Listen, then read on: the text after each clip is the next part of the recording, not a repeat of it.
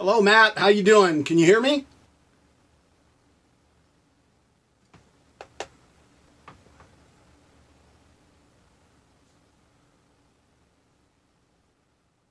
Recording in progress. There it is. Okay, you got the mute on. I needed to allow everything. Now we're good? Yeah, you got the mute on. All right.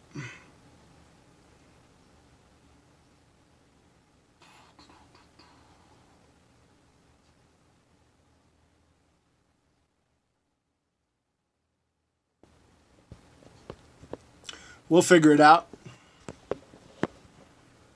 Yeah, sometimes it's just on the Zoom itself, like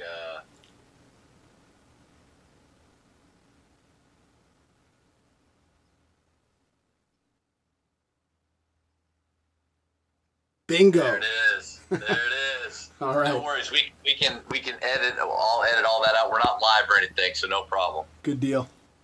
How you been, man? Coach, I am great. How are you? I'm doing good. How are things at Grapevine?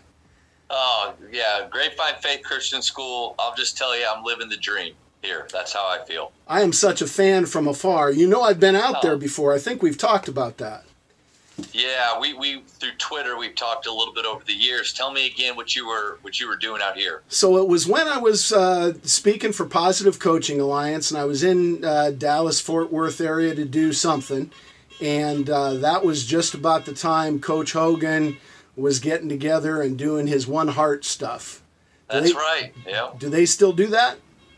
You know, he's left a couple years. It's Right. been a couple years since he left, and the One Heart is still a part of our school. Yeah. You know, the new football coach didn't come in and really kind of embrace it or take it over, but it's kind of funny. Our teachers and stuff will walk around. It's a little bit of a way of if we have to do something that we're not 100% excited about, but we know it's going to help somebody else out. We say, hey. One Heart. Yeah. One Heart. Yeah, no, it's cool. It's left a legacy. It's still here. So I just got enamored with the story, and I happened to be in town the first day that they did it for basketball.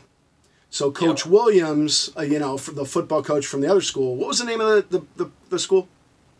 Well, I think it was Gainesville State. Yeah, Gainesville State. So Coach Williams was there. I think he was the bus driver as well. Wow. And the basketball teams were playing, so I got a chance to talk to him. And just such a cool story and outcome, and I just share it anytime I can. But, if it wasn't at a cool place like Grapevine Faith, that never would have happened. Yeah, it was a really special story. Well, Coach, I just want to thank you so much for giving up your time, coming on and talking hoops, culture, leadership with me, and kind of as you said before, you've been a fan from afar. Well, so have I. Well, good. Because the 40 years of coaching, 40 plus years of coaching you've had, your work with Positive Coaching Alliance, Gold Standard Coaching. I mean, and for those coaches that watch this episode on YouTube, what I believe your coach's office there is exactly what everybody should look like. That's incredible, man. Good. It is a mess, but you can tell I'm a memory guy. That's it, full of memories. I didn't think of it as a mess. Yeah, good. And I kind of feel that way about trophies too, right? I mean, whatever you make of them, whatever. If every kid gets a trophy, only winners get a trophy, but they're just memorabilia meant to invoke a memory. And that's what all this stuff does, and you should see what's behind the camera. So, awesome. Yeah.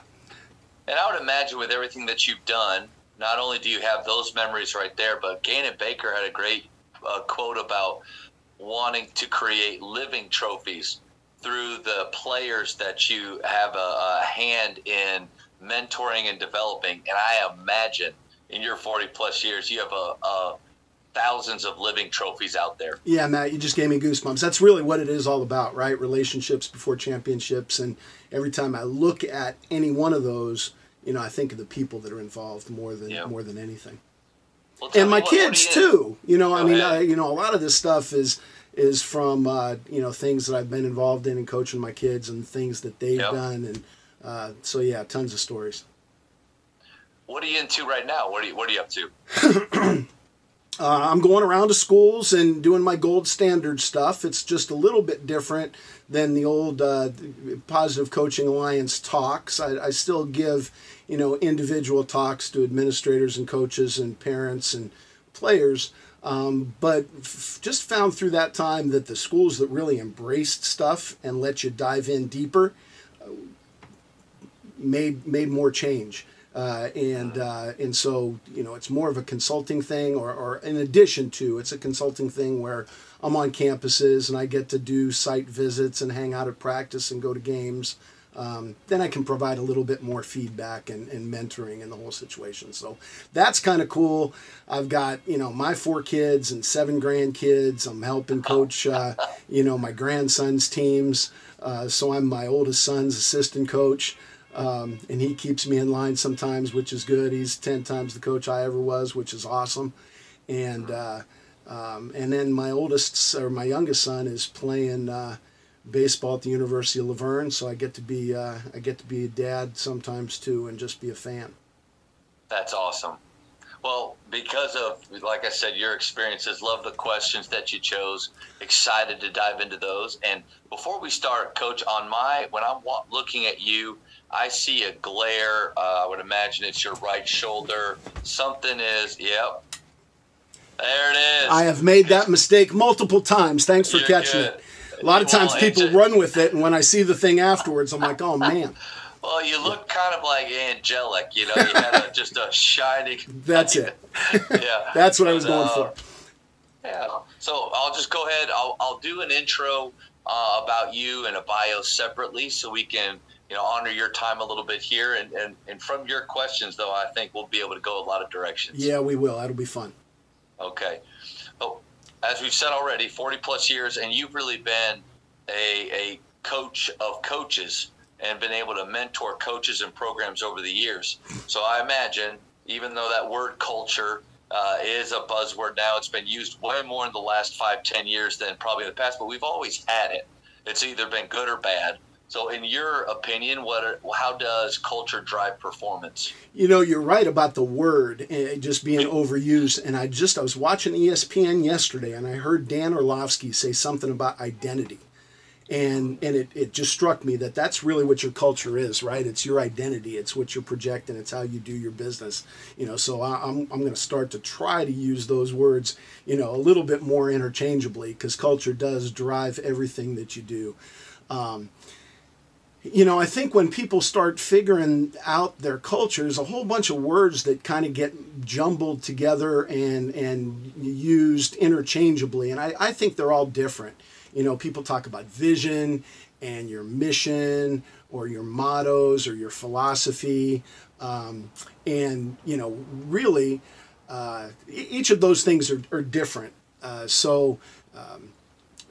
Your culture is like the culmination of all of those kind of things, right? Your values, are kind of the seeds to all of that, and then you have a philosophy that is just like my personal statement based on those values, and your style of play is completely different. That doesn't have anything to do with your philosophy, really, right? If a lot of times I'll ask somebody what their philosophy is, and they'll say, well, we attack and we press and we fast break.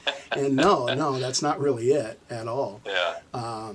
And then your vision is the end result, your best possible end result. And I think a lot of times when we start coaching, we don't really realize what our real vision is.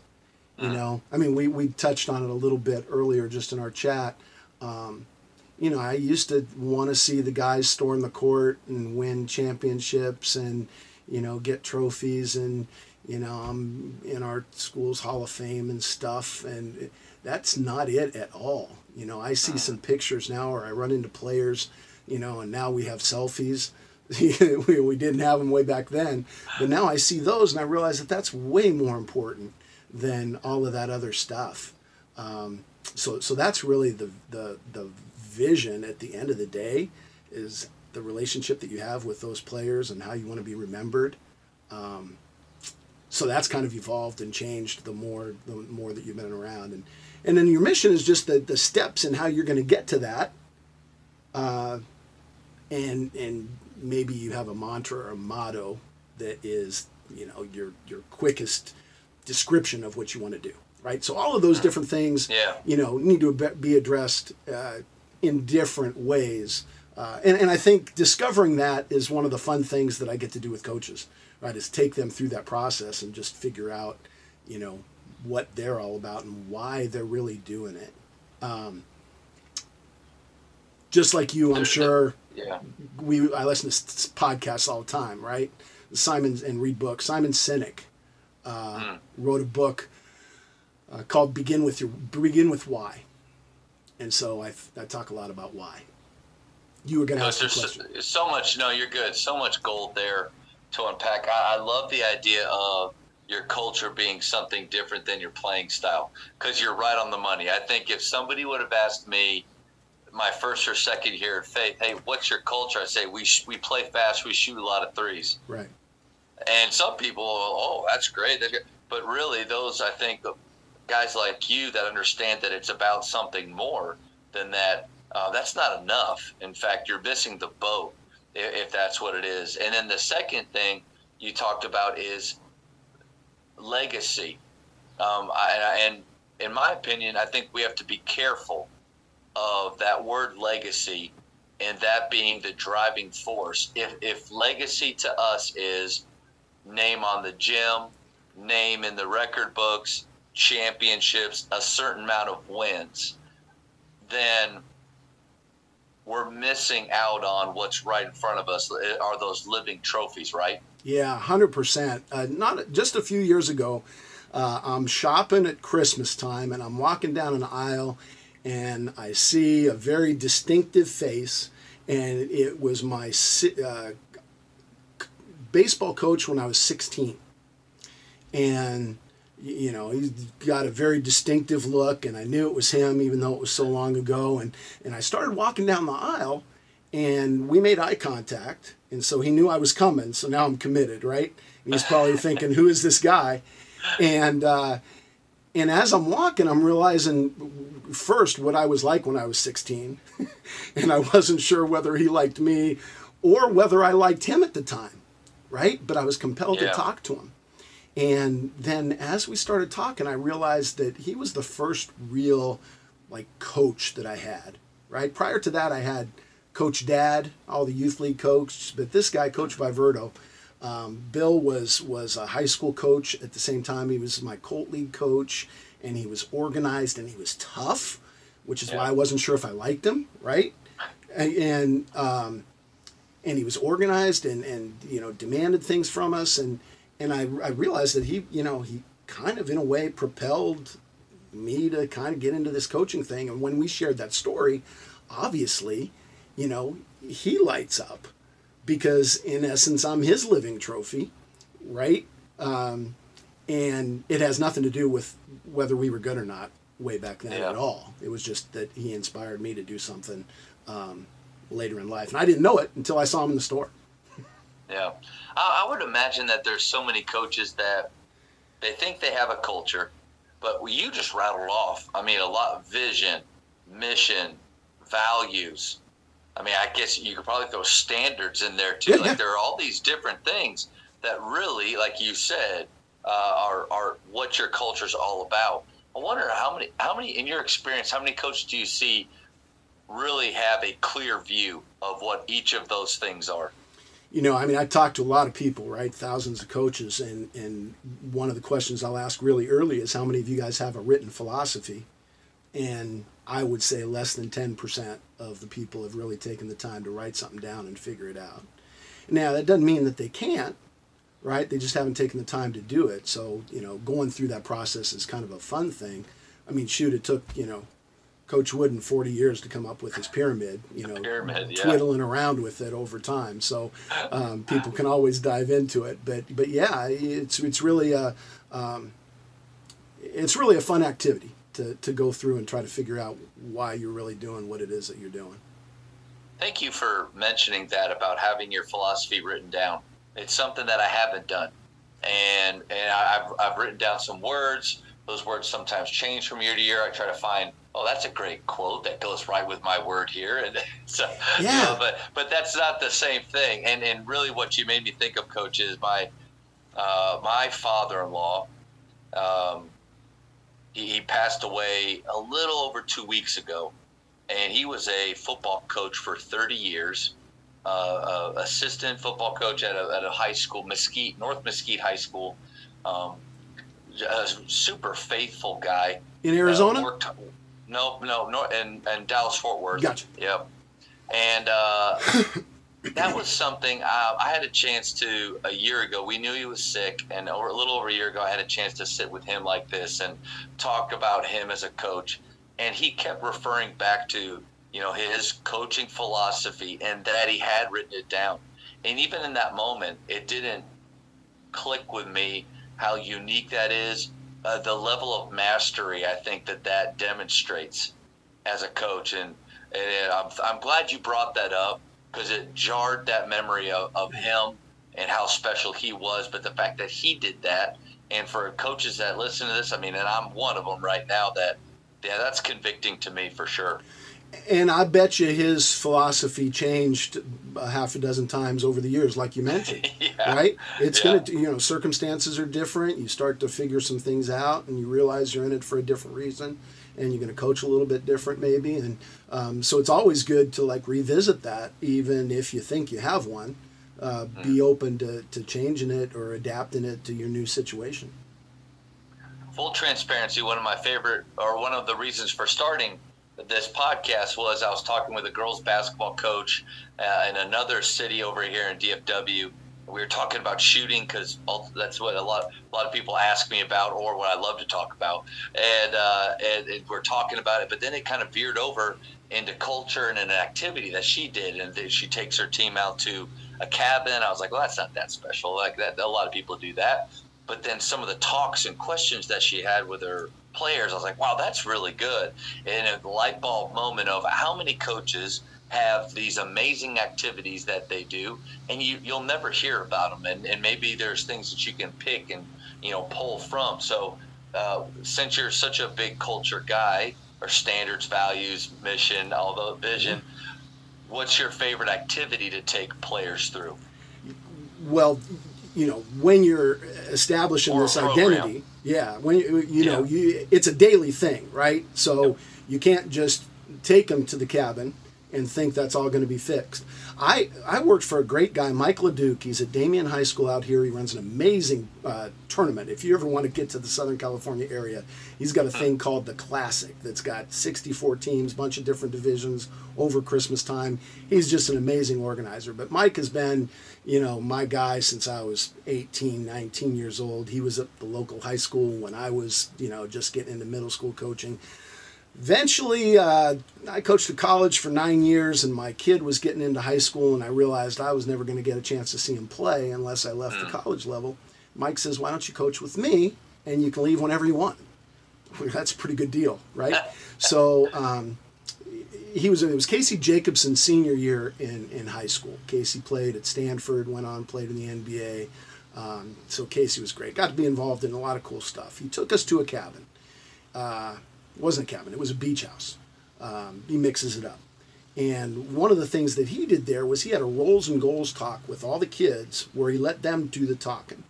And they had to profess to everybody what they felt their role was on the team. Wow. And, they laid it all out there. And when he said we were going to do this, I thought, wow, that's risky, right? Yeah. Because you have, a half a dozen, maybe 4 or 5 real elite players. They're going to be D1 in something. And then you've got other guys. And it was amazing to me in the middle of the activity how many guys undersold their role. Maybe it was because of the culture that he had created, and maybe it was because they knew that they had some, studs at the top. But they would say, things like, I just want to rebound, play defense, and pass. And, Casey or one of the, Chris Clark played D1.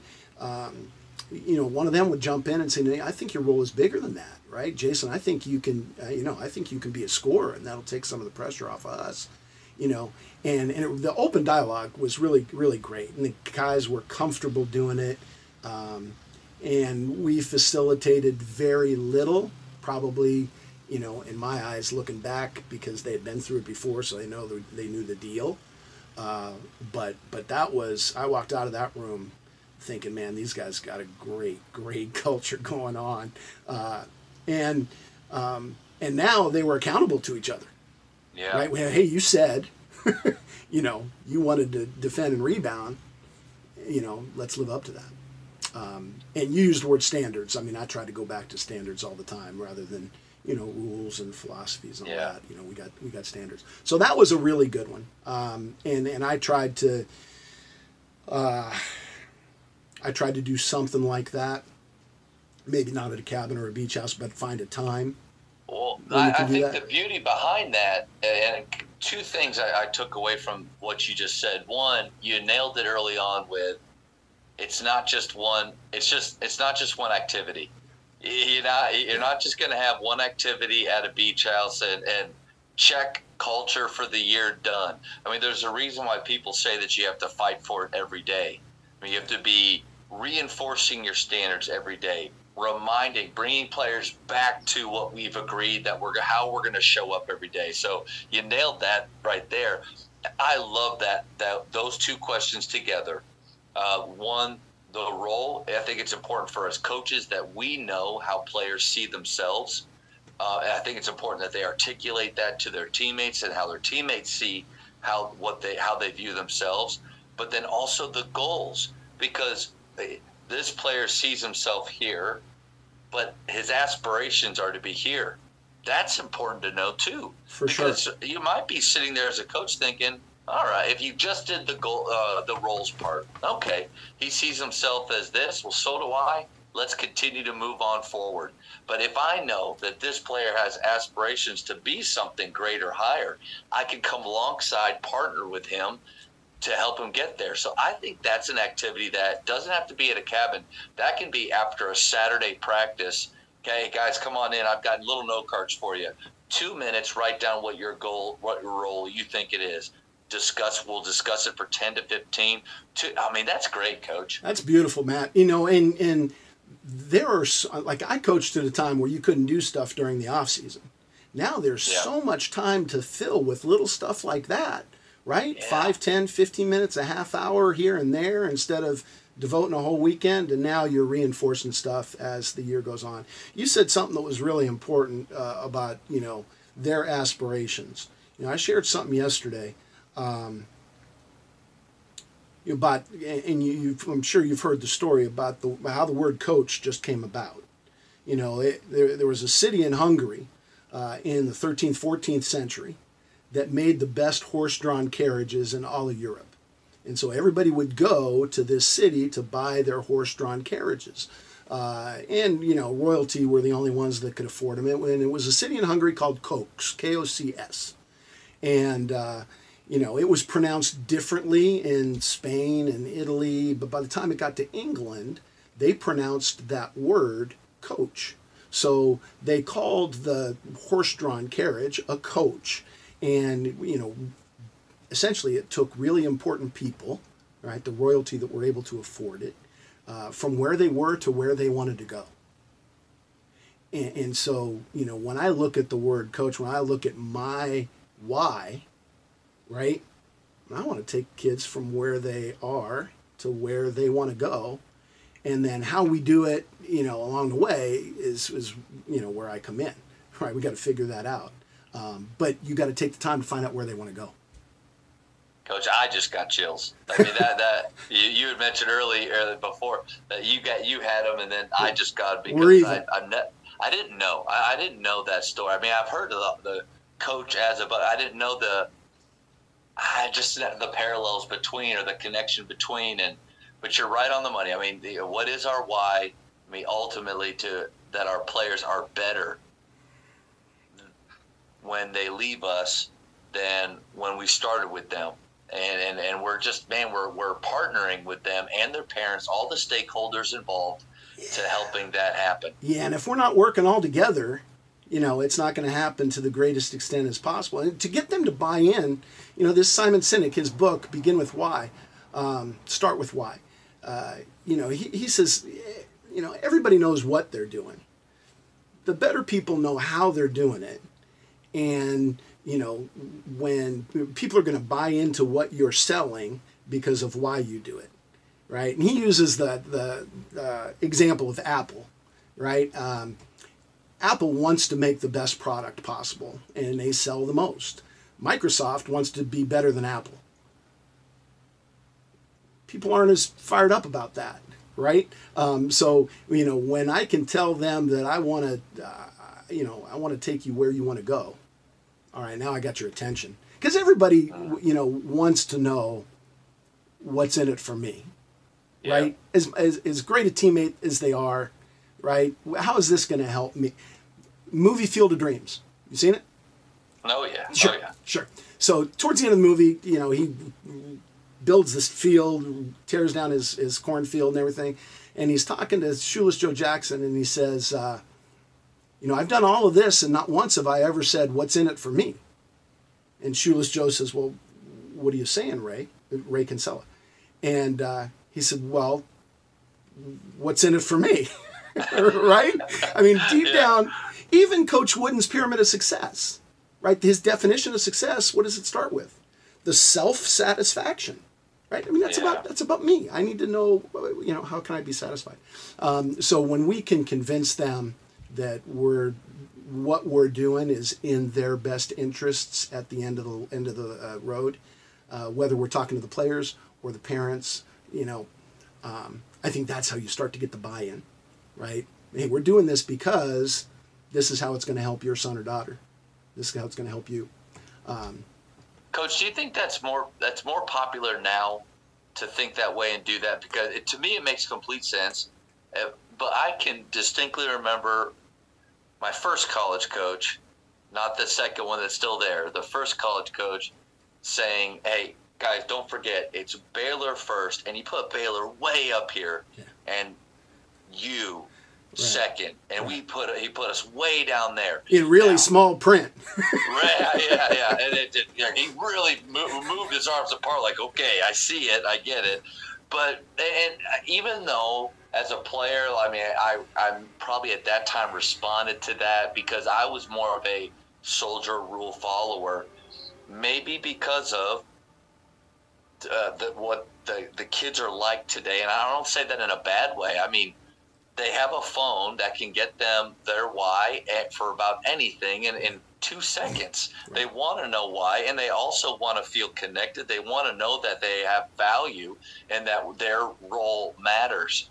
But I guess going back to my question after I rambled for a little while there, is that something new, or have coaches always been doing that? Yeah, no, I think you're right. I think it's just leadership styles of the 50s, 60s, and 70s came from the militaristic, leadership, and not all of them, right? Not everybody. Right. But No, not at all. Not at all. Like, there's a bunch of guys that did this, I'm sure, back then too, that had it all figured out.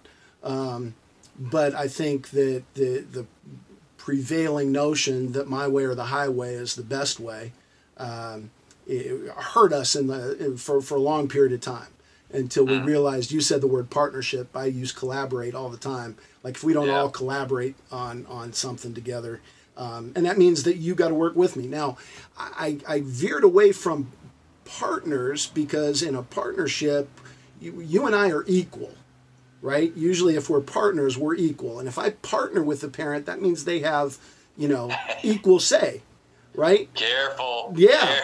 Right? But if we collaborate, hey, we're working together in the best interests for your kid, I might have some experience, on why I'm doing this, right? And we're going to collaborate. I want your input, but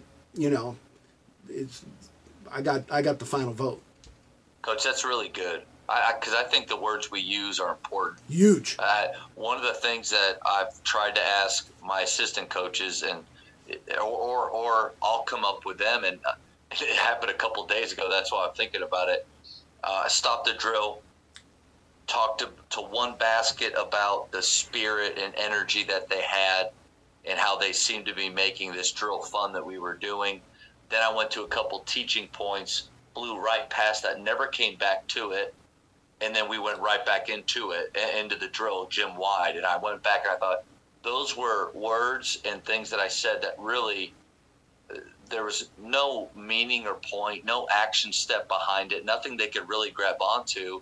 And in fact, I brought up two other things that completely just threw that away. Those were 20 seconds that I wasted with these guys. And just kind of that idea of we can't do that. Our words matter. Partner and collaborate. Those are very different words. Right, right. And when you commented to your coaches, you made an important observation, right? They made this drill fun, right?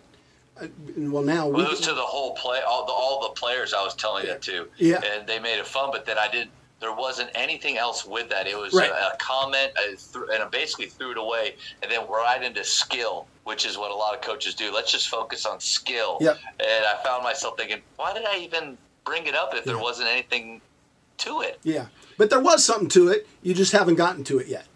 That's right. I left them hanging, and then maybe in 2 or 3 weeks I'll get back to that point I was making of take what they're doing. All right, players, take 30 seconds. What is it about them bringing energy and spirit to this mundane drill that's making it fun, and how can you do that? Boom, there it is. Right. The words that I said are important. It's gonna help our players. That popped in my head when you're talking about the difference between those two words and how important it is what we choose to say. Yeah, yeah. We talked about evolving things that you do as time goes on. I thought I had, our program kind of figured out. And then just a few years ago, I added another, pillar to that I realized, and it deals with fun as well. So we're not going to do anything to the best of our ability if it's not fun. So, Coach, when I ask you about the standards or pillars of your program, I'm going to let you kind of choose. Is it gold standard coaching that you want to talk about? Okay, because I feel like you've been a part of so many programs that you could choose from. But so, what are some of the standards, pillars of it? Well, that's really kind of the culmination of everything, right? As you get all of this information from all sorts of different things, it helps you, establish some things that you really believe in. When I first got into coaching.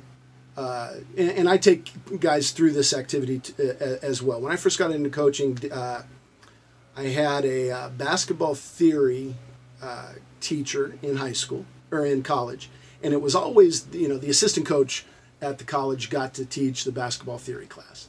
And so Dave Bullwinkle, I don't know if you've ever come across Dave Bullwinkle. He's been a bunch of different places. He was a scout for the Bulls for a while. Anyway, at that time, he had us write a paper, and at the end of the paper, I wrote something like, if you care about your players, prove that you're knowledgeable, and work as hard as you expect them to, then they will try to be a good teammate, listen and try to learn, and give their best effort. Okay? So I wrote that when I was 18, maybe 19. And then we start to coach, and we get all of this information, like we talked about, and we get buried in the presses and the fast breaks and the offense, and we think that that's our philosophy. So I'm at the college level for a while. I come back, I'm a high school coach, and we're in the middle of a pretty good season, and we're just having this really listless practice. And I went on this rant in the middle of practice, is that you guys you're acting like you just don't even care.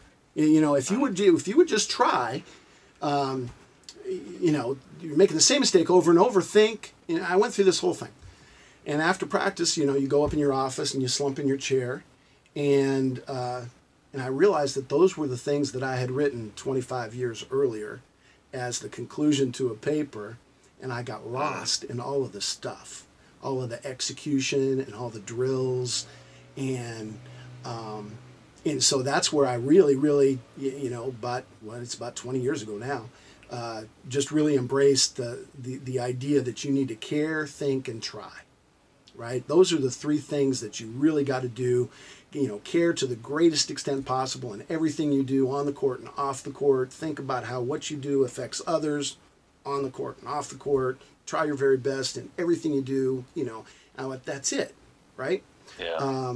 And I lived with that for a while, and then I realized that I'm not doing any of that stuff unless it's fun, right? So now I threw enjoy into that too. So you got to care, you got to think, you got to try, and you got to enjoy.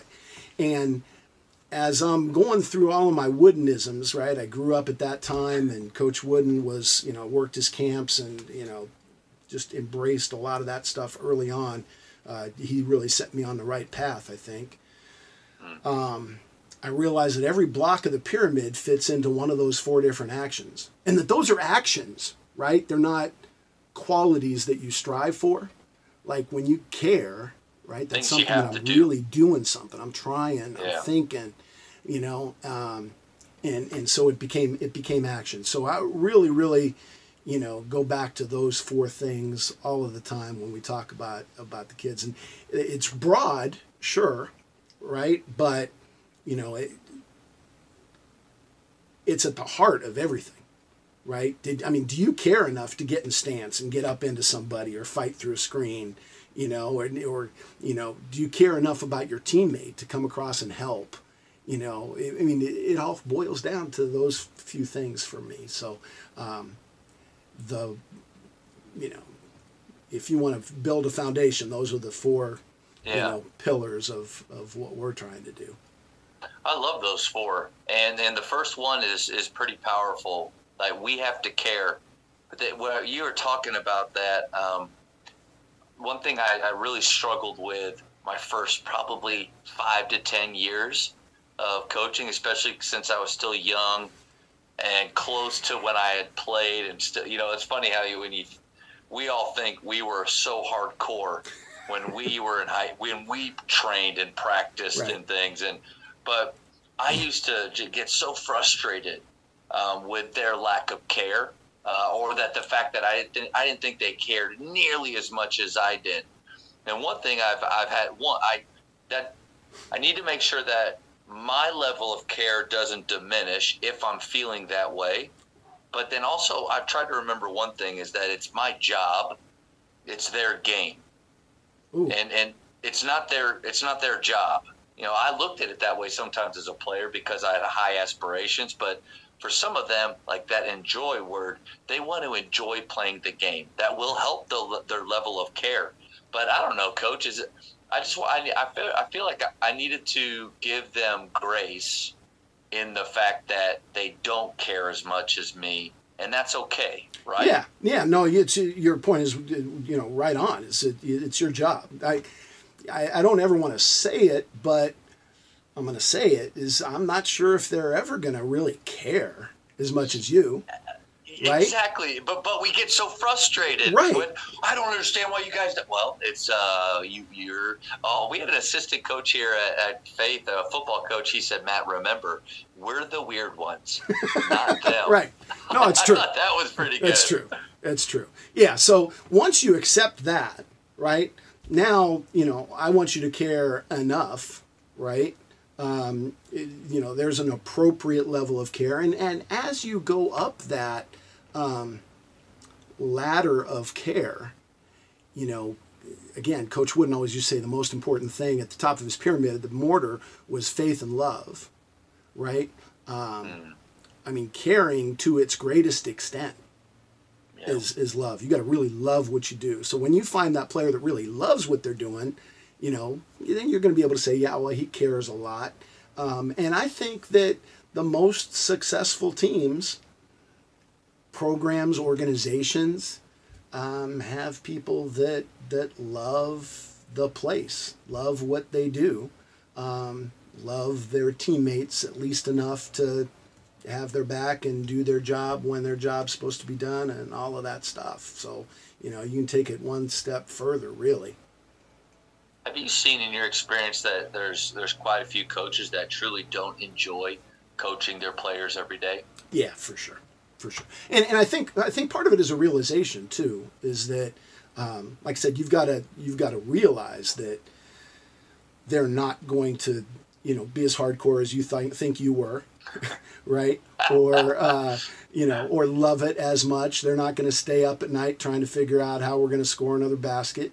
They're going to move on to their next thing because they're kids. So when you can accept that and not accept it, understand it, then it gives you a little bit of perspective in coming into the gym every day.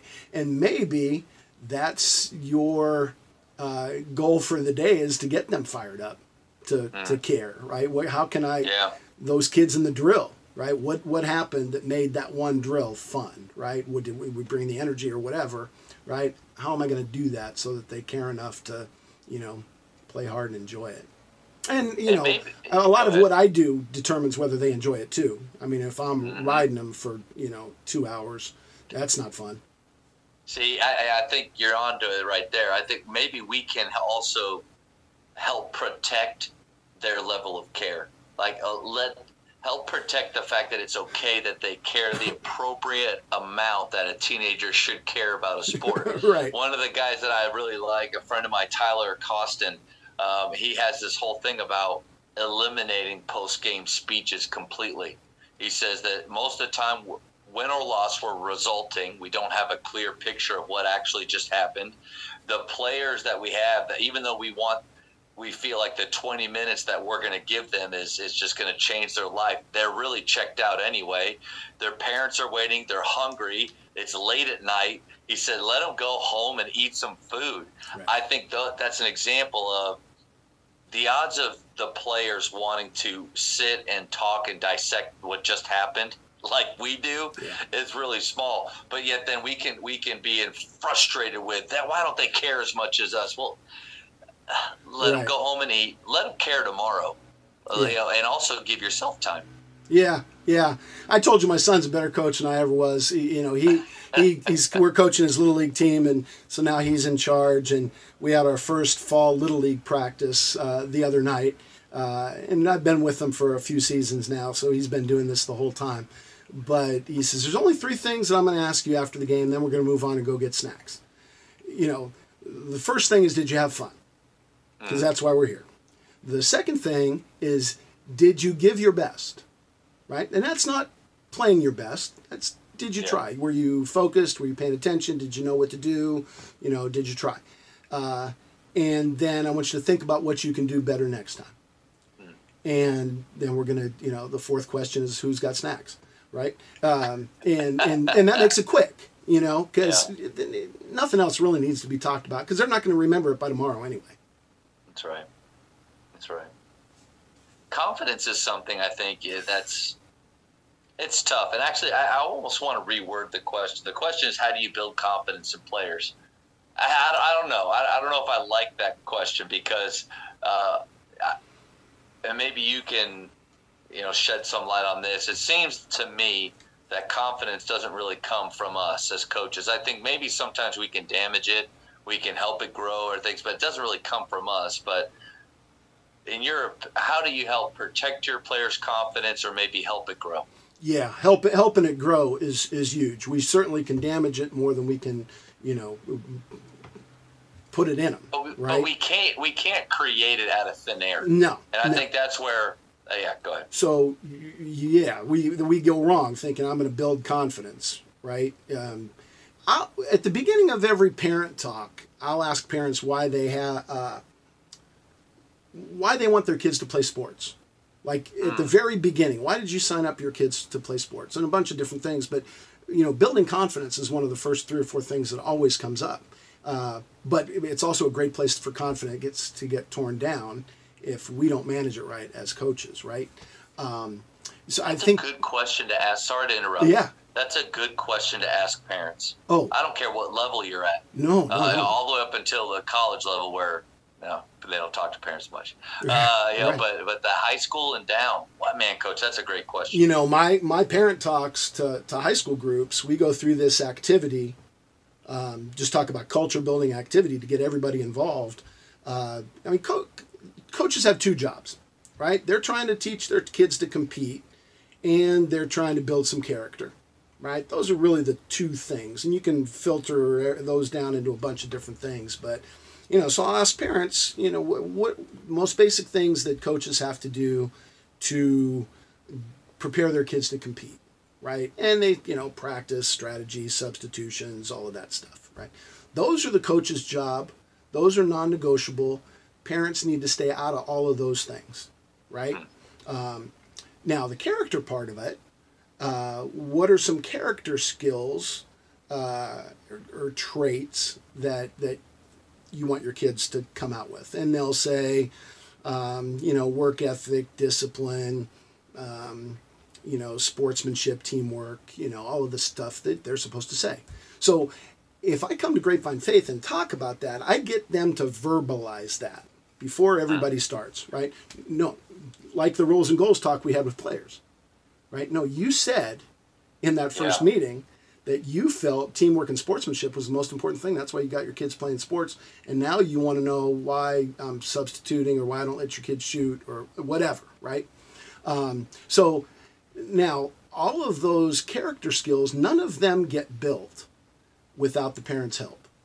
Yeah. Right? So the coach, you can try to build work ethic, but if the parent makes excuses for them, that goes out the window, right? Yep. You could try to teach sportsmanship and they're yelling and screaming from the stands or, whatever. So you need their support.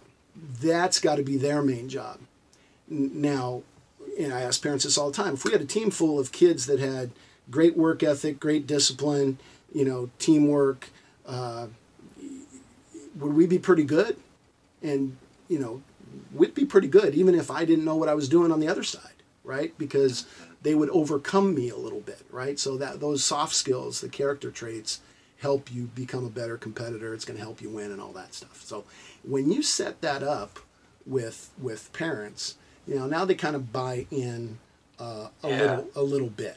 And then, you need them to help you build confidence, right? Because you have a game, there's going to be a lot of failure, there's going to be a lot of mistakes, you might have lost, you might manage it in your quick post-game talk as best you can, and then the ride home with mom and dad, throws that all down the drain, right? So they need to understand this whole process on how you're going to build confidence in their kid. Coach, that's huge, man. That's huge. I was just really sitting here thinking of how I've missed the boat on that. I think I try to do my very, very best with players to help them understand things like what a miss means. If we're shooting what we would define as the right shot at the right time, then make or miss, we're not going to be, we're NATO. We're not attached to that outcome. Yeah. I communicate that well with my players, so they're able to play in this kind of very confident, stress-free environment, which I think leads to success and freedom from them and free play, creativity. But then I don't do a good job. I just had a parent Zoom meeting, and I just sat there talking to them for 45 minutes, and then at the very end, all right, what questions do you have? Yeah. Yeah. As if I've really done anything except for procedures and things like that. But they are that nobody, even though coaches, we are important, nobody shapes players or young people like their parents do. For sure. And to not bring them alongside into the standards and the way that we talk to players and share that with them. I mean, I said something like, hey, remember, parents, most important things you could say after your game is I love watching you play. Yeah. That's true, but it's just throwing it at them, and maybe some of them caught it. Others, it just glanced right off because they're looking at the schedule and how they're figuring out how they're going to actually make it happen. But so that's a really good nugget. I think we can all spend more time bringing in those major stakeholders of our program. Yeah. So then when you explain to them, how you are going to help their kids' confidence, they can buy in with you. Like we talk a lot about mindset, That's been the big thing the last 20 years is all the Carol Dweck mindset stuff. Yeah. And, it's been misconstrued a little bit along the way. Like, you can't just think I'm going to work and now I'm going to be great. There's some, other things involved. It's but, Jamodi. Yeah, it's a matter of doing it is. It is. But with a reason. Like, do you read any of Trevor Reagan stuff? No. So Trevor Reagan, he's a Twitter guy. Okay. And he's got a podcast, and he's got a book on tape called Learner. How to get better at getting better. And How do you spell Reagan? Ragan. And Trevor's great with this mindset stuff because he really says that the whole thing really begins with your belief that the work I'm going to put in, the action, is going to lead to growth, right? So I need to develop belief in my players, I need to develop my players' belief that their actions are going to lead to growth. And when that growth happens, it's going to reinforce the belief, and then they're going to put in more work, and you've got this cycle. So he's got this growth mindset cycle concept, which makes a lot of sense to me, right? It's not just the one trip to the cabin. It's the ongoing, spiral up, the growth mindset ladder. So, we do talk a lot about growth mindset, but the way that you build that is how you communicate with the kids, right? As a coach and as a parent. When you, as a parent, tell them how great they are, they're going to believe they're great. It's a whole fixed mindset, growth mindset idea, right? I'm great. And then all of a sudden, they get to a level where other people are great too. And they think, oh, wow, well, I got here because I was good, and now I'm not achieving as well, so I must not be that good. And so they do things like not try, not throw themselves out there, not put themselves in a position to fail because they want people to tell them how good they are. And they plateau, the whole fixed growth. So, we want to fill kids. We talk about the emotional bank account, right? And all sorts of research in all sorts of ways, whether it was Wooden or Pat Summit or, Dr. John Gottman researching marriages. This whole 5-to-1 ratio of positive memories to criticisms and corrections, right? That's what we're going for. And so when I talk to parents, we're all collaborating to get to this 5-to-1, right? So now as a coach, I might have to correct a lot on a particular day. That's going to be a lot of negatives, right? When I talk to players, I'll remind them that there's no way you should walk out of the gym with a negative emotional bank account because you guys outnumber the coach. So if you spend all the time filling each other's emotional bank account, now we still have that positive number, right? We might play a game where there's a whole lot of, mistakes and failures and we lose, and parents can't do anything about that, right? That's all water under the bridge. So now they need to make up for it and get back to that positive emotional bank account. So we talk a lot about that 5-to-1 ratio, and coaches think there's no way I can do that. 5 times as many positive things as criticisms and correction. I got to tell them when they do something wrong. And you do. That the one is there for a reason, but then you got to go out of your way to find time to tell them that they did something good too, right? And that's the harder thing to do, right, is to find out all those things. So continue making the same corrections. Avoid the waste of time corrections when they already know that they did it wrong, right? Like you said, missed shots, that's water under the bridge. Matt, guys that play the way you play, fast and free and shoot, there's something deep down in their philosophy, right? Their real philosophy that makes them want to coach that style of play. My daughter went to University of Redlands, and my son-in-law played for Gary Smith, right? So, Yeah. The system. Wow. I've got his book right up there. I'm That's telling crazy. you. Yeah, I coached against Gary for, since 1988. Wow. I coached in the sky. Gary's one of my favorite people. But we've had this talk a lot about, in order to coach the system, you've got to be a positive guy, right? Because to get guys to go all out for steals with no concern about whether they miss one or not and let that thing fly and go like crazy, you've got to fill their tank and not get too negative. So we've had that talk a lot, and so I know that you're high into that high level, high It's got octane. to be process over product, and that's another. It's like a culture thing. That word, that phrase has been thrown around so much, and in Dallas Fort Worth, Jason Garrett kind of made it very unpopular to Right. talk about the process Right. because I listen to the radio here every time on 105.3 The Fan. They'd have him on, be like, "Well, guys, we're just gonna keep embracing the process," and you could feel the tension from like, Right. tell us something different. Yeah. But it's but just he a really catchphrase. did believe that. But I agree with you with that style of play or even ours, which isn't. I tried running to that extreme, dialed it back a little, but there still is it has to be about the process. And another, I don't know why I'm going to all these Gannon Baker things today, but he said celebrating the try. Oh yeah. Like we have to celebrate the try, especially when we know the heart behind it and that they're trying to do what we're asking them to do. So the phrase I have up in my computer screen right now is relentlessly reward desired effort. Right? I mean, if we do that, if they try to do what we want them to do, you need to try to recognize or reward that relentlessly every single time. Right? And I mean, if you do that, you can't help but get to 5-1. Relentlessly reward desired effort. I wrote it down. All the I time. wrote it down. And especially the unsuccessful effort. Right? Because if that kid, in your press, if he goes for that steal and doesn't get it and you get on him about it, well, he's not trying as hard next time, right? He's going to play it safe.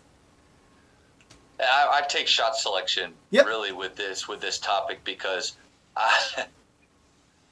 you can't celebrate just makes. Right.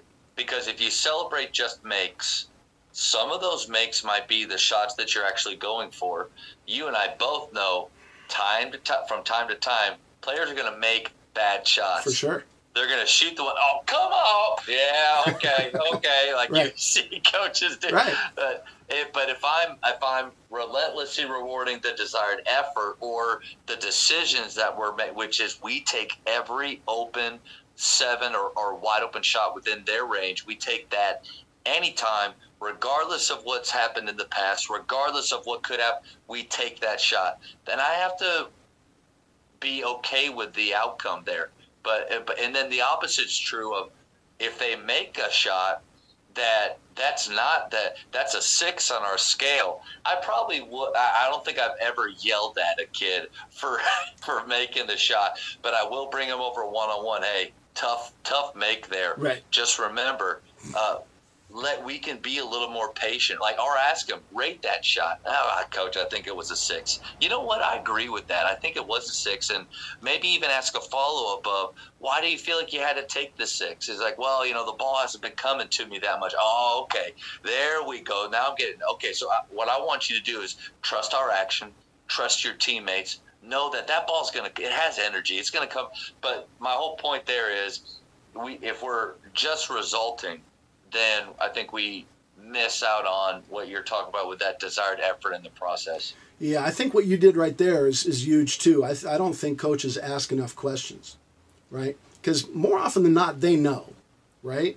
So if I just it's quicker to just give it to them. Yeah, if I just yell at him or tell him it was a bad shot, that's coming from me. But if I ask him and he tells me and I tell him you're right, well, now that almost is a positive in his emotional bank account. Right? Yeah. He came up with the right answer, and I rewarded him for the right answer, even though I wanted to, correct him for the bad shot. So tricked his mind a little bit. Yeah, that's a PGC thing. I directed for them for 5 years. I really give them so much credit. Or my players should be should be so thankful that because I think back to how I used to coach, which was one very transactional, not very transformational, thinking too much about legacy, like we talked about at the beginning of the year, wanting to be like my high school coach who has his name on the Colonies gym, Tommy Thomas gym, and or all these things that at the end of the day don't really matter. Like, again, I go back to my father-in-law. The fact that he was never a head coach doesn't matter.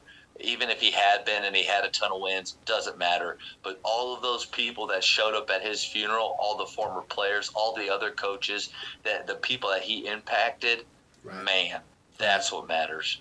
Right. How do you help your kids get over a miss? We teach them. Great question. We teach them what a miss means. And so I ask them that, and so if you've never told them before, you'll hear a lot of different answers. Miss means that something's wrong with my shot. A miss means that I'm off today. A miss means that I suck at this game and I need to quit and everybody hates me. They don't say that, but if they were honest, it's going. The snowball's going that way. Yep. So we have to head it off right at the beginning. As soon as, if you're preparing correctly, feet are set the way that you like, hands are prepared, we're shooting with speed, and it's within our shot selection scale. As soon as it leaves your fingertips, doesn't matter. Good shot, bad shot. Yeah. What does a miss mean? Absolutely nothing. What does a miss mean? It's almost a make. What does a miss mean? I'm about to get hot. I'm about to go off. Nice. Those little phrases, it's just like it's Jedi. It's Jedi work. I'm consistently throwing those at them, letting them hear it. They have to repeat it. They have to say it to other people. And at some point, I believe, some guys are. I mean, shot selection really shows your mental toughness. Some guys are mentally tougher than others and can work through those. But then it goes back to our original part of this question, which is confidence. Do they really have the right to be confident? Have they prepared? Deep down, they know they've prepared, and they're thinking about the right things throughout the day. I think that helps them deal with misses. Yeah, and then give them tools to eliminate some of that self-talk, that they're their own worst critic. We talk about the power of the big but. Like the word but, what does that do? It erases everything before it, right? Yeah. So instead of, if I said, hey man, that was a great steal, and I loved how you attacked the basket, but they forget the other stuff. Yeah. So put the negative first, right? I know I've missed my last three, but, and then insert all of those things that you just said about hands and feet ready, shooting with speed and all that stuff. Insert the coaches. Now all of a sudden I've erased the negative thing, right? And I'm just focusing on, what makes me better. But that word "but" is magical. Yeah, that's huge. I immediately thought of a few times in games where that would really help. Like when players have a foul called, I'm thinking of like a charge opportunity. They were a little bit late. They get the blocking foul called. They're very emotional about it. That's an opportunity where, hey, I know that the foul was called. It was called a block, but you're on the right track to taking that charge. You're so close. Yeah. Like you can take that, coach, right there, that little thing. And what a way to, I especially with high school kids, like, I had this discussion with our girls coach the other day about whether we should use men's and women's programs or boys and girls programs in our high school. And I thought about, well, one, to me, like our biggest, the newspaper or our governing body, TAPS, or TABC, Texas Association of Basketball Coaches, they all call it boys and girls. Right. So one, I thought, well, let's just stay in line with them. But also, are they really men and women yet? Or aren't they all just becoming? Yes. Like they're young men and women that are on their way. But let's protect them. And when I say protect them, I don't mean take it easy or not have standards or live in this bubble world where nobody ever does anything wrong. But I'm saying we protect their confidence with statements like, but, Yep. to keep their joy, to show that we care, to maybe raise their level of care. Coach, that's a great nugget, man. Yeah, we don't have to hurry them along, right? I mean, friend Clarence Gaines used to always say, you don't want to microwave them, you want to slow cook them. I like that, right? I like that a lot. Take your Coach, time. how you doing with time right now? I'm doing great. I'm on your clock, good, man. We just blew past an hour, so. Oh, sweet. All right.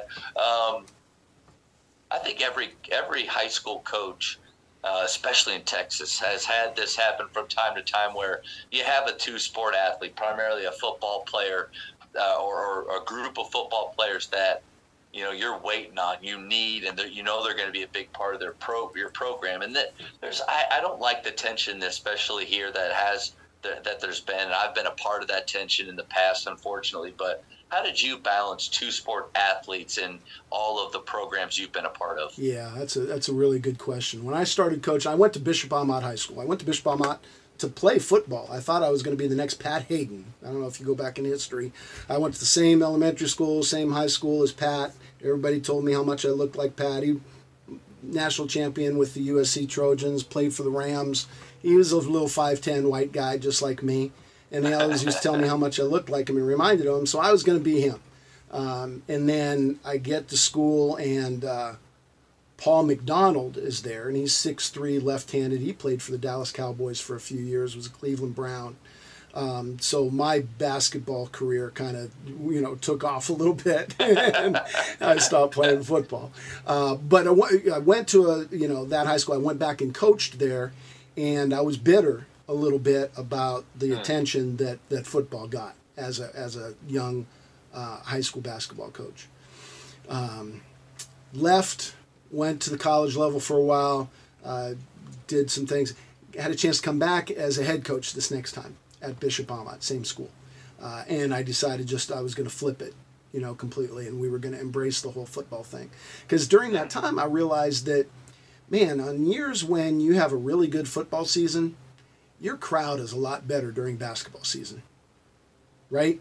Those guys are in their jerseys in the stands, their friends are coming, so I wanted them to have success. So developed a good relationship with the coach, and we would work together to eliminate as many conflicts as possible during the off season, because that's really when the big thing is, right? So if I would try not to schedule a tournament when he had a passing league thing or something like that. I also think we play too many games in the summer and are in too many tournaments, first of all. I get complaints from coaches all the time. I played, this many games all summer long, and I didn't have, my whole roster one time. Okay, well, you played too many games then, right? Limit the number of weekends that you use. Tell the parents to, schedule their things during the weekends you have off or whatever. Yep. Maybe you'll have more kids, right? So anyhow, developed this relationship, worked with the coach, and when I came back, we won our section. It's a big deal, and I had a Division I tackle from Kansas, Division I tackle from San Diego State, a linebacker from UCLA, a shortstop from San Jose State, and pitchers from USC and Concordia on the team, with one low D1 guy and a couple of D3 guys. And we won our section. But I needed those guys, right? Yeah. They brought that athleticism, that toughness, but I needed to work, hard to make that happen and embrace it. And he would do things like, even during his season, he would let his guys come into my practice and walk through things in street clothes. Wow. Which was cool. So we kind of had this philosophy, is during the off season, games take precedent over practices. So if I had a summer league game and he just had a workout, he wasn't going to get on his guys for going and playing my summer league game for an hour, right? Benevolent on his part. A lot of coaches wouldn't do that, right? Varsity takes place over JVs. So if it's a varsity football player and a JV basketball player, he goes and does the varsity stuff. or my son played. All my kids played multiple sports. My youngest son just, got off a stint where he was playing basketball, baseball, which was tough for baseball. I guess it's just about the same as football, basketball, right? Yeah. If baseball is your number one, yeah, baseball's tough. Yes, and it was, Yep. right? Yep. Yeah, when he was a junior, so he's a 2020 graduate, which is not a good thing to start with. Yeah, it's a tough year. That was a tough year. So in 2019, his junior year, he played, his first 2 years. His junior year, he was committed to doing both as much as he could. So he went to baseball practice from 2 to 4, and then he went from basketball practice from 4 to 6, right? So he did double duty like every day. Baseball season came around, he convinced his baseball coach to let him play until he had to leave. So there was a day he had a no-hitter going into the 5th, and he had to leave to get on the bus to go to a playoff basketball game. Ouch, right? How did you handle that? You know what? If I had known it was a no-hitter at the time, we didn't realize it until we got in the car. I might have stressed. I might have tried to talk him into me driving him to the game or whatever. But I could have been more proud. He came off the mound, handed the ball to his coach, and said, "Thank you for letting me pitch." And he went and got his bag and we got on the bus. With all this, it's really cool to hear about the way that you and your football coach were able to work together, but there's a nugget there that I think I've missed out on in the past, and a lot of coaches probably do, is you were intentional with building the relationship with him first. Yeah. Because without that, if you're just, oh crap, I need to go meet with him about a kid, right, and you haven't talked to him any other time, and you have no relationship, or you're guilty of coach speak, and making players feel guilty for what they're missing, and which is, oh coach, I apologize. Did you hear that? I didn't. Okay, on my end, there's video downloading it. It just did a huge sound. Oh no, didn't hear a thing. So you're good. I'm glad you didn't hear it. It just freaked me out a second. I go ahead. I completely lost. Yeah, no, if it hadn't have bit me in the butt the first time, I might not have been prepared. Then in between, I was a D3 assistant coach, coached some high school in between, and by then my kids had been through high school. I had 3 older kids that had been through high school and had to deal with the multi-sport thing. So I had a little bit more intel on how to approach this next one, right? And so decided to do it that way. And, I tell you, we've got to give a little bit. It goes back to that very first thing about, are you taking kids where they want to go, right? I get to the school and, get everybody on a line, my first practice, and we're going to walk through. My very first thing all the time is shell defense. We're going to walk through it. So I bring out 5 guys that looked like, and I had a little bit of knowledge on who guys were, but there was this big 6'7" long kid, and brought him out, and he looked around, and turns out he only played 12 minutes as a junior. But he was going to be my starting center. And that was going to enable me to move my one low D1 guy out to the wing. So now I got a 6'6" wing.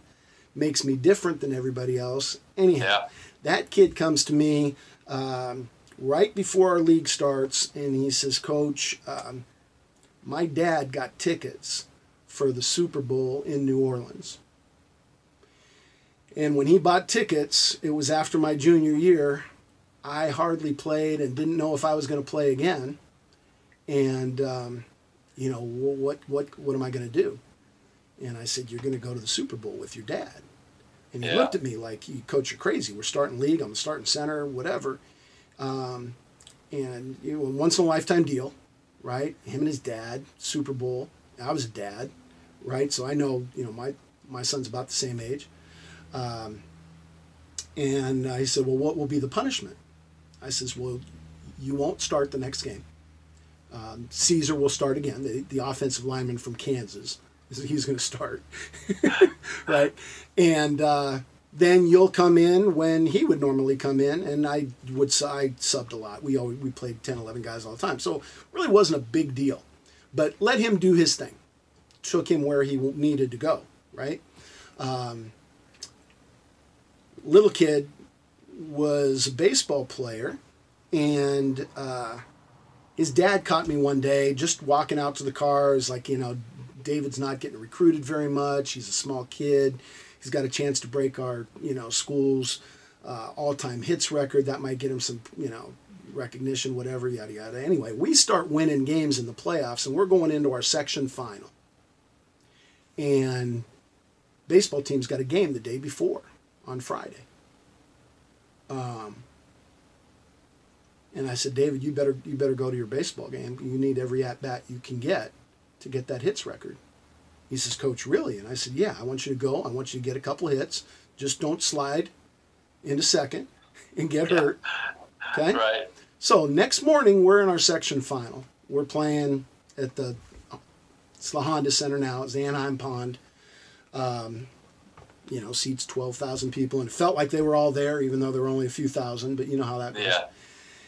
And we're up by 3 or 5 or whatever. The other team runs backdoor play. Our 6'7" kid comes across and blocks it. Goes to the little shortstop, and he makes about a 75-footer. And now we go into the fourth quarter up 8 instead of up 3. And I don't know if those things happen if they're not all in. Yeah. Maybe it would have. I mean, we'll never know, and it makes for a great story. But those two kids, they needed what they needed. And it was more important than what I needed or the team needed, really. And if it was all about me, I would have told them, no, you can't go to the Super Bowl. No, you can't play baseball till it's all over. You nailed it right there. But if your why was, this is all about me, this is my show, right. This is about my legacy. But it's my job and it's their game. That's right. Right? That's that was right. a good one. I'm writing. I wrote that down. Well, Coach, it's been incredible, and so many guys get to have gotten to listen to your presentations, and you've affected them as coaches. But now, after the speed round, we're really going to know who you are. Okay, you ready? I'm ready. Favorite ice cream flavor? Ooh, chocolate chip. Okay. How many hours of sleep do you get versus how many you need? I probably get 6. I'd probably like to have 8. I get that. Best basketball movie of all time? Blue Chips is kind of realistic, but I'm a one-on-one guy. That was my era. One-on-one with Robbie Benson. Look it up. Look it up. I bet you that's a new one. I will. That's awesome. Now, I'm in Texas where we sadly, that just showed how I feel about it. We sadly don't have a shot clock. Yeah. But so for high school, shot clock or no shot clock? Oh, shot clock. Yeah. Shot clock 35 in high school. Did you have one then did. And I would probably still say that I was as structured offensively with freedom as anybody, and 35 didn't affect it. Yeah. You can get something good. That's right. If you can't get something good in 35, then it's my fault. I like that. Texting or talking? Talking. Favorite holiday? My heart says Easter. It was my mom's favorite holiday, and it always brings back memories. But, it's hard to not just embrace Christmas. That's right. In basketball, who is the GOAT? I'm excited to hear your answer. I think Kareem is very underrated in the GOAT conversation. Coach, I just saw a picture a second ago, I think on Facebook, and it was a Mount Rushmore-esque, and it had LeBron, Jordan, Kobe, and Wilt Chamberlain. The Wilt one really threw me, but then I just kind of looked through the comments. Kareem was brought up quite a bit as underrated, and how do you not have him in there. Yeah. And when we compare people over eras, I totally think that you've got to, like try to take the Quantum Leap was one of my favorite shows. I'm really excited that the new one is back on because, leaping from, but I think you've got to quantum leap that person into the whole different era and let them experience all of the stuff, right? What if Kareem was growing up now, right? Maybe he'd be this Victor Walenda or whatever the guy's name is. How crazy is that guy? 7'4", just hit 7 threes, right? and yeah. But maybe Kareem develops that because nobody's there to hold him back. Or maybe if this kid played in the 60s, they would have told him to get with his back to the basket and forget all that outside shooting stuff. That's right. Or you're definitely a product of the era that you grew up in, and then training now and what people watch too. I mean, it's really Curry. Curry's changed the game in a good way. Yeah. But so now, like these guards moving forward are going to be doing Curry type things when they're little. Yeah. Yeah, and if he played on my high school team, if it was more than 17 feet, he wouldn't be allowed to shoot. That's right. If you could travel back in time, what period would you visit?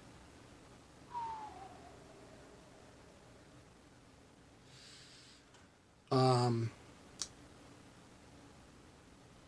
would like to be an adult in the 60s instead of a young kid in the 60s.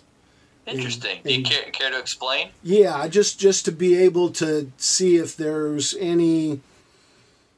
I mean, just to experience the uproar of the 60s and if there was anything that I could feel that I could do as an adult to impact anybody in that era. That just seems like it's a very tumultuous era. Yeah. That's good. That's good. Your favorite place to travel? Positive, traveling and speaking has taken me a few different places. I really, really, and this isn't crazy, I really love Nashville and New Orleans. Oh, all right. But you could drop me off on the beach anywhere and leave me for a week, and I wouldn't know the difference. Nice. There you go. Last one. How many cups of coffee do you drink per day? Does it matter the size of the cup? Or... One. Yeah. I'll probably drink about 24 ounces of coffee a day. Okay. Yeah. And it's bad. I mean, if I don't have that first one, I have a headache and I know it. Yeah, and that's not a good thing. Right? Well, but I mean, Coach, you don't get an office like that without all that coffee, 24 ounces. Maybe that's it. Maybe that's it. That's for sure. Oh, this has been such a pleasure getting to talk hoops with you, culture with you, standards, and learn from you. I mean, we have been Twitter followers of each other for a few years now, and I just want to thank you for sharing today, but also, man, the legacy that you've left, 40-plus years, and all the coaches that you've been able to impact who have then gone back and impacted players. We talked about legacy not being what we're focused on, but, man, I imagine you've left an incredible one. Yeah, when I stopped coaching and started coaching coaches more, that was one of the things I thought. Like, when I have a program, I have my 50 guys or whatever. But if I go and talk to 100 coaches that have 50 guys, and maybe there's a bigger difference to be made out there. And we can all do that. And what you're doing, to reach people and offer information to everybody is impacting that same kind of group. So, kudos to you as well. Thanks, Coach. Yeah, for if sure. anybody wanted to know more about Gold Standard Coaching, where can they go? And then also to learn more or get connected with you. Yeah, I mean, the easiest thing to remember is @CoachLoke on Twitter, and you can, direct everything from there, goldstandardcoaching.com. And the program is kind of laid out there for everybody in all of the different things that we do, whether it's just talks or consulting. And then just the levels of, we kind of have a flex budget for everybody nice. that's tied into each individual school's coaching stipends. So those schools that might spend a lot on coaches probably have more things to deal with and might cost a little bit more. But little itty bitty school that only pays their coaches a little bit, still needs services, will work into their budget and give them all the same kind of services, just at their coach stipends. So again, just try to help as many people as we can. It's kind of always been something that I realized that I wanted to do. That's the why, right? Take people from where they are to where they want to go, whether it's your players, other employees, coaches I talk to, family, kids, whatever. Coach, man, this was great. Thank you so much for your time. You bet. Really appreciate it. I had fun, Matt. Thank you for the opportunity. Coach, I'll probably cut it right there. Good. Golly, I felt like I had to remind myself, hey, you're a part of this call. Like, you're not just watching it. Because just getting to hear you talk about some of those, I love the 4 standards that you have. And it also is fun. Like, one, I feel like every call I hear 1 or 2 things that convicts me, like, man, I'm not very good with that. But then there's sometimes, like, your standards and pillars, there is some flow, like enthusiasm is one of our cores, and with that enjoy and things like that, it flows a little bit. So it's nice to kind of get validated in some areas. Steve Kerr put out his 4 pillars or principles or whatever he calls them, and they tie right into those 4. And I thought, okay, now I'm good. I can just stop there, and I don't have to tweak anymore. We're always trying to learn and figure it out. Never feel bad about having a question on, God, I'm just not really very good at that, because eventually it comes to you if you keep exploring like you do. Well, the episodes I'm putting out right now are from April and May. Batch record then. And now I'm batch recording now to kind of, so that way this is sustainable. The one thing my wife was worried about was, is this going to become a burden, or are you going to be scrambling like mid-season to try to get, I'm very far ahead. So I just wanted to tell you that so that you don't sit around thinking, well, crap, I thought we had a good call. And he's just not, it's going to be a few months out. Good. It'll be a Christmas gift for somebody. But this is great, man, and just really, really appreciate you. What I'll do is I'll let you know before it's going to come out, and just again, thank you. No, that'll be fun. So I drive in. I got about a half-hour drive every morning, and on a good day, some days when it's a bad day, it would bother me.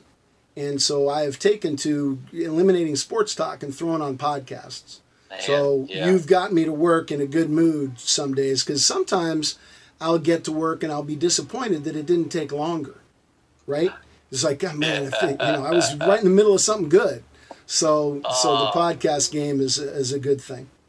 Yeah, it is amazing, and I've learned so much. What I'm doing now is going back through, because I think this week was episode 70, and I do some bonus episodes throughout, like my father-in-law, when I put that one out, that was a bonus one. Mm-hmm. So I think I'm around like 78 or so total, but I'm going back through, taking notes, and now trying to, do this Jamodi minute thing where like a little 45-second clip. I got it from Darren Hardy, the motivational speaker guy, or compound effect is his deal, but he would do these something minutes, and I thought, well, that's a way to keep these old talks that I've had alive, like I'm still pulling nuggets from them. But man, it's been so much fun just to go, I fast forward through me and I get to the good stuff with them. But anyway, Coach, I'll let you know, and you got it. Thank you so much, man. All right, anytime you need anything. All right, bring me out to Grapevine. I'll come and talk to your parents. Well, I was going to say, if you're ever in DFW, like, I would love to connect with you. For sure. And I'd be honored to, and you need to come by the school for sure. You got it. All right, Matt. All right. Thanks, man. You be good. Thank you. Bye. Bye. Recording stopped.